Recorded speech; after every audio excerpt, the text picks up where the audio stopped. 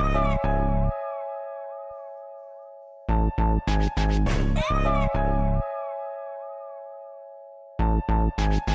sources, because things like this happens, a jab and an uppercut, and all of a sudden we don't have any sources. Right. All of a sudden we don't have resources.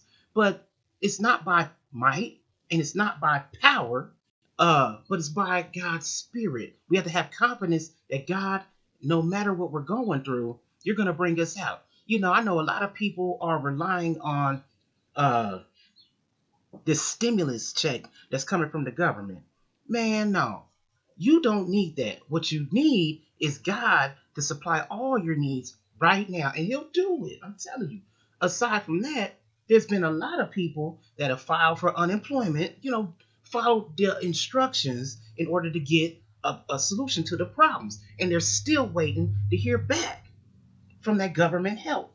I don't know about you, but man, the government ain't ever helped me. The government ain't ever done nothing good for me. But I'm telling you, God has done more than enough good to me. And not just to me, but to others. So we just here to tell you, look, it's all right to be afraid, but don't stay there. Understand that you're greater than that. And the power and the greatness is in you. You just got to bring it out. Be confident, not in yourself, not in your sources, but in God. And if you don't know God personally, I'm telling you, there is people that know Him more than I know Him personally. So I can go to Brother Cedric like, hey, I'm having problems with this. And I'm telling you, because he cares and is concerned and is not caught up in the fear, that he'll help me. Like, look, man, let me tell you this, that, and the other. And it works out. This is just the beginning. Because what we have to learn to do is, all right, when the jab and the uppercut comes, we got to fight back. And how you fight back is that power that's in you, that faith in God, right, that confidence in God. Right. Who told you to be afraid? Who taught you to be afraid? And bro, he's been speaking about faith in the midst of fear for the past 2 years now, I think. And then we had Minister Aaron Clark teaching all faith, no fear. Correct. And also want to give a shout out to Pastor Vic of Dream City Church in Springfield for preaching a message about having faith in the midst of fear and how we are supposed to respond. Absolutely. In every situation, not just this corona situation. And also Bishop James Woodson also preached a great message about how we should respond. So if you get a chance to go to their Facebook pages, and you might luck out and find those videos. But for now, Brother Malcolm, who's been Elder Bowden, by the way, you got to give respect where respect is due, and remind you that he's been preaching about faith for the past couple of years, and now is the time for the trying of your faith. Yes, now is the time for the trying of your patience. So we have to sometimes, be still and know that He is God and know that He will bring you through. So what we're not supposed to do is we're not supposed to separate ourselves from one another. Now, I'm not telling you to go out there and just have large crowds and put people at risk who are at higher risk, but check up on one another. Don't socially distance yourself. You can physically distance yourself without socially distancing yourself. It's just a stupid word, period. I hate that social distancing thing because it makes it seem like you're supposed to just shut up and be to yourself by yourself. But you have to reach out. We speak all the time. Minister Rashawn Truss, you can check out his page also. Brother has a beautiful heart for the Lord.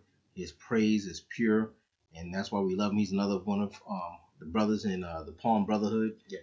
And the Palm Brotherhood, we stay tight. We call each other, and we don't exhibit fear right now. We're exhibiting faith. And and we try to look out for one another in our families, because how we react is what the world is watching. How are we going to react? Are we going to act like cowards? You're going to be a coward? You're going to be scared? Your brother comes to your door, knock on the door, saying, hey, need to talk to you. You gonna go get your mask first? You gonna go put on the gloves? You gonna make him strip and spray him down with Lysol before you let him in your house? Or you gonna find out what's wrong, and that way you can have a moment to pray. So the Bible tells us that those of you who are sick, go to the elders so they can do what? Pray. Right, so they can lay hands on you, so they can anoint you with oil and pray. They can't do that if you can't get together. So you're not worried about going to the church anymore. And I heard Bishop Woodson say there was a time when people would have such strong faith that they would go to the doctors, and the doctors would say something, and before they would even go to the doctors, they would go to the church first. They would speak to the elders, they would speak to the pastor, and then they would go to the doctors. If the doctor gave a bad prognosis, then they would still believe, despite what the doctor said, that everything's going to be all right. And he talks about how his father was told by the doctors that his mother wasn't going to live, too much longer. And she lived 60 years more beyond, by the grace of God. So, Brother Elder Malcolm said, the question is, who told you to be afraid? Now, I can get political in this, and I can, get into that about, why the fear, and talk about how this is about, trying to, both sides trying to war it out with one another, and leaving the American people in the middle of it, and talk about how the big money grab, or how every state, is got their hands out right now to the federal government, getting more money, $2 trillion. It's about to get divvied up, and you're not about to get too much of it. You're gonna get your little $1,200 if you're working, but that about it. Yeah, that about it. I know that's not right English, but that about it. You understand what I'm saying? But you're not gonna get too much more. So, who told you to be afraid? Did God tell you to be afraid, or did God tell you, "I will never leave you, Never, nor forsake you"? never. Yeah. Go ahead. Like he said, who told you to be afraid? God told you to be of good courage, and He shall strengthen your heart. He didn't tell you to be a coward and you succumb to be fear and worrying. Look, man, I'm telling you, it's something. Yes. Don't do that. Don't shut yourself. Don't isolate yourself. Reach out to folk, because when you do that, you just don't know. We have friends that are, and I don't like to use this word, because we're all essential. No matter what your situation is, we're all essential. But the point I'm trying to make is, we have a friend that job had laid him off. The thing is, he is more confident than ever, in spite of the situation. Yes. You know why? Because it's one thing to know God for yourself, but then it's a double blessing when you know God in others, in your friends. And then on top of that, God moves in a way to where He blessed him with another job to where he is essential. Goodness gracious. And it pays more money plus benefits. Hello. This is what happens when you that's like old man, but hello. When you are courageous. That God, I'm telling you right now, because it happened to me. God, I'm grateful. Shout out to Eric Miller. Shout out to Darren Bust. I appreciate y'all. Eric, you have been a friend on top of a friend, and I appreciate you and love you dearly.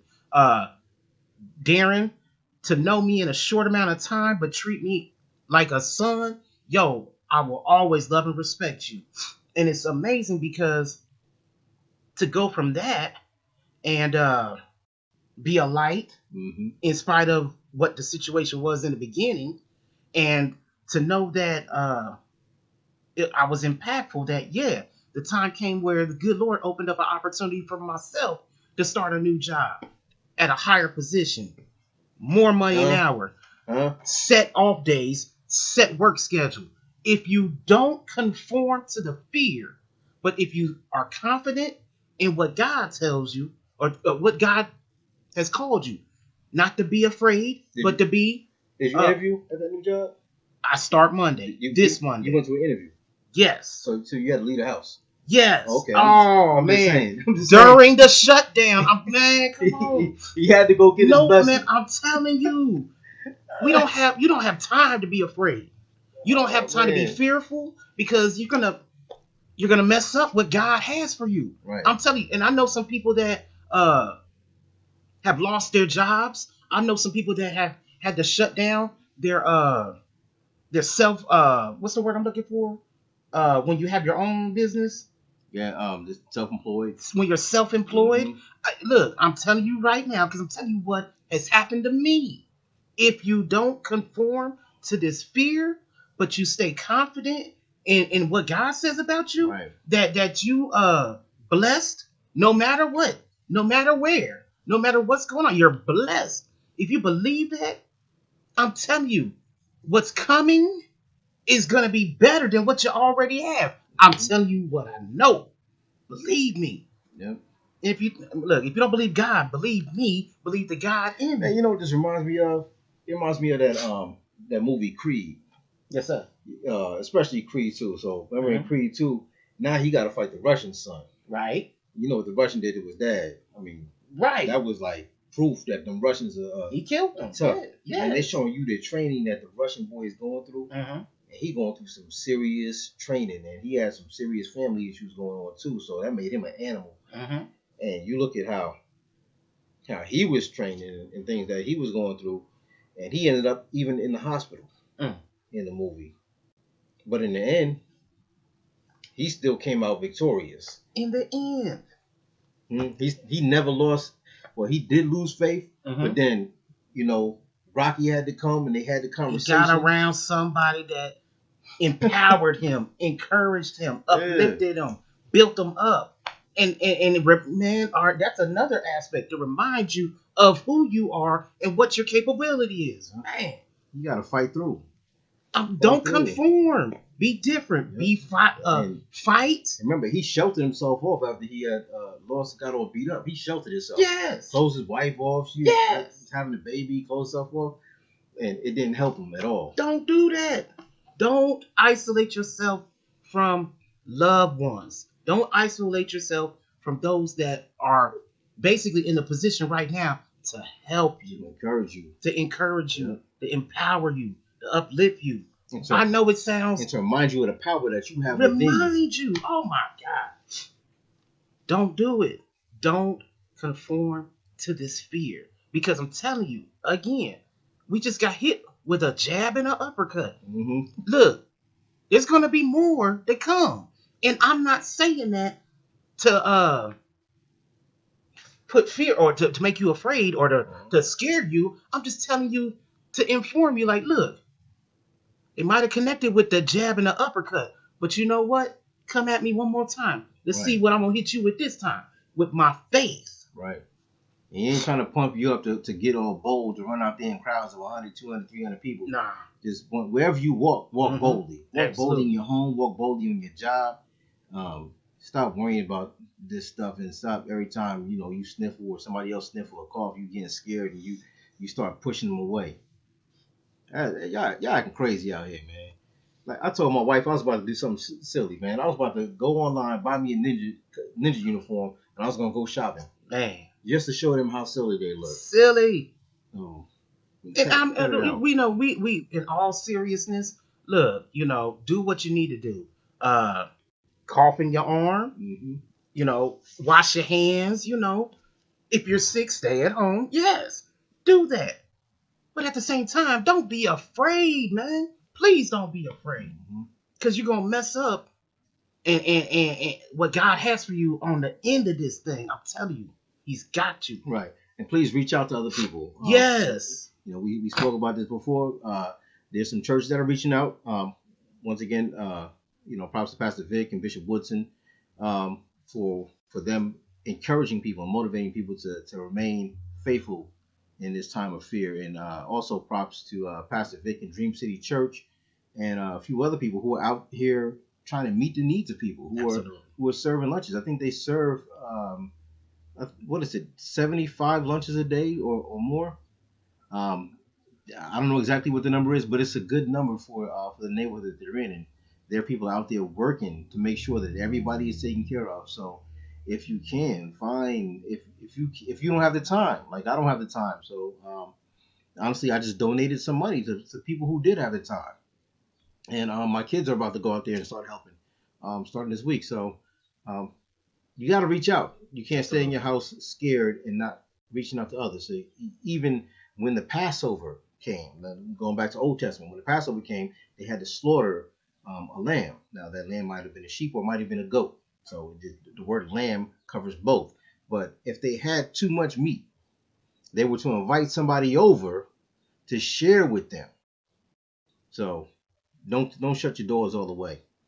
All right, because even though they had the blood over the mantle, if they were disobedient in that way, they might not have been woke the next morning.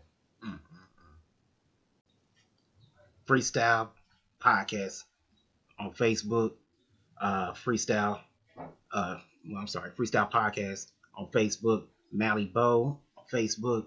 You can go to my page on Facebook, Malcolm Bowden, and we're on Instagram now, Mally Bow 2020. Look, we're just trying to encourage people, empower people, uplift people, build people up, and remind them of the truth that's within you. And I just want to say something else. Listen, Elder Malcolm Bowden, all right, you might see him with the collar every once in a while.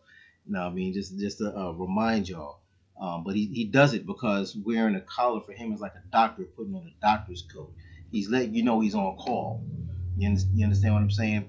We're on call 24 hours a day, but sometimes people don't recognize you as a spiritual doctor. They may not call on you. But this brother has been trying to get the truth out there for a while, and that's the reason for his podcast, is to try and get the truth out there and to break some of these ridiculous church traditions that go on that a lot of people are scared to break. But it keeps people outside of the church because they're looking at the church as someplace they don't want to be because they know that some things just ain't right. So if you want to get some truth, if you're not scared, if you're bold enough to listen, Freestyle Podcast, Elder Malcolm Bowden. Now, I'm here for the brother anytime, man, because, you got to have people that's not scared with you and around you. And I ain't never scared, I know whose song that is. Beautiful, beautiful. Once again, in closing, man, we are to be courageous and not cowards. We're not here to be fearful, but we're here to be fearless. Right. Look, this is not a time to keep taking that jab and that uppercut, but it's time to fight back. And you fight back with your faith. You fight back with your confidence in God, that no matter what combination is thrown at me, that He is going to equip me to fight back. Freestyle the Podcast. God bless you.